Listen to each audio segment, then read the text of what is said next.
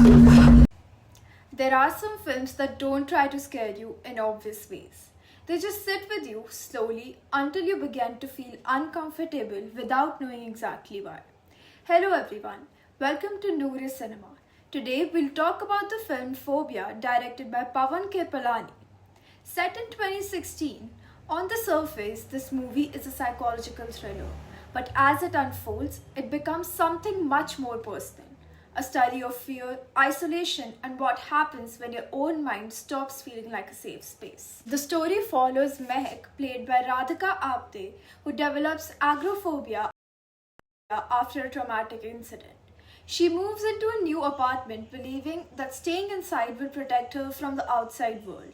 And for a while, it feels like the right decision. But what the film does so effectively is slowly shift that sense of safety. The apartment, which is supposedly a refugee, begins to feel unfamiliar, then unsettling, and eventually almost threatening. What I found interesting is how the film uses space. There's nothing extraordinary about the apartment, it's an ordinary place. But through Mehak's perspective, it transforms. Corners feel darker, sound feels sharper, and silence feels heavier. And that's where the film really works, not through jump scares or loud moments, but through atmosphere.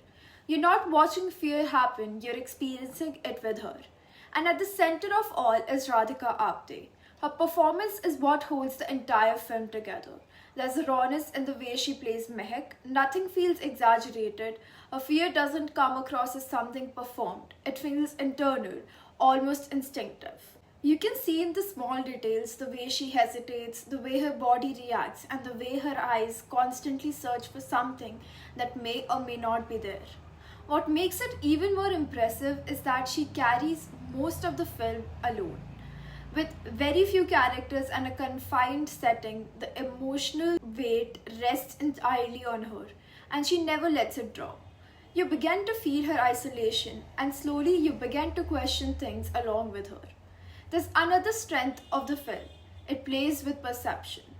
You never know what is about to come. You're not entirely sure what is real and what isn't. And instead of giving you clear answer, the film allows that confusion to stay. It trusts the audience enough to sit with uncertainty.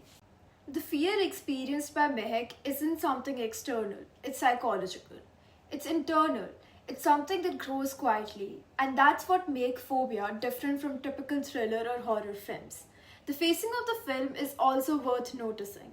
It doesn't rush, it allows moment to breathe, which adds to the tension rather than reducing it. The stillness becomes part of the experience. At times, it might feel slow, but slowness is intentional.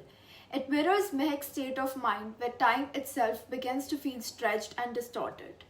By the end, the film doesn't give you the comfort of clear resolution, and I think that works in its favor.